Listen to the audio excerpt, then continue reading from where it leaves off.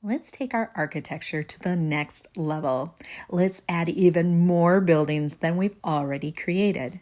We're going to make these independent buildings that can stand in front or behind your architecture you've already made. Now I'm taking my piece of paper and I'm measuring with my finger.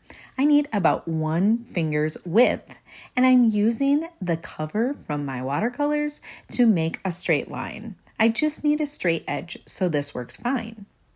What I'm doing is I'm creating 2 long strips that I will need later on in this lesson. The rest of the paper is for me to make my buildings on. You can certainly draw your own buildings, but I'm starting with the shape of some of the buildings that I've already created. So I just want kind of that same height, that same size. I'm drawing around it, and then I can alter that just a little bit to make it more unique to myself. I'm going to try to fill up my paper with as many buildings as I have room for. At this point, you can make this very unique to yourself. You're going to think about the architecture that you want to add onto your buildings and any texture you might want to add as well. Once you're done with your pencil, you can outline everything. That means go over the lines again with your Moxie marker, and that's going to help it just be a little bit more bold, a little bit easier to see. All right, we get to paint again. I've activated my colors again, and I'm going into all of my spaces, making sure that I fill up my buildings with beautiful color. If I go outside of the lines a little bit, that's not going to be a problem here because we will be cutting out these buildings later. I want to make sure that this paint completely dries before I move on to the next step. So here it is, all completely dry. I'm going to cut these out of this piece of paper. Notice I mentioned I went outside of the lines a little bit here. No big deal. That's where the scissors come in. I'm going to cut all 3 of these buildings apart from each other, and then I'll go back and get those extra details and make my cutting the best that I possibly can. Now, as I mentioned earlier, I have these 2 strips of paper. I want to cut them and have them available to me. They should be the same width between the 2 of them, but if they're not, that's okay too.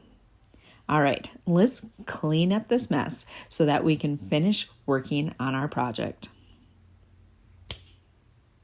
Great. Now we're all cleaned up. Let's get started by just looking at our houses and seeing if we need any extra details. I'm noticing that the paint actually made me lose some of my details. So I'm going in with my Moxie marker and making some of those details come back or even adding extra. Now it's time to make these buildings stand up on their own. We're going to use our strip of paper and measure how tall it is to the building. I'm also going to pick some places where I can make a cut and it doesn't make a huge difference in my artistic layout. So I made my 2 marks with my pencil, and now I'm going to cut from the base all the way up to that dot.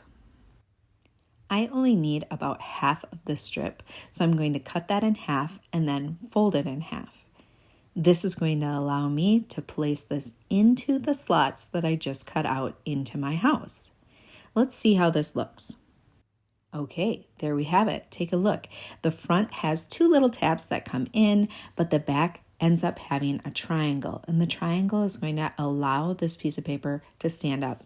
I did have to manipulate it a little bit, but look, it stands on its own and it looks amazing next to the other buildings.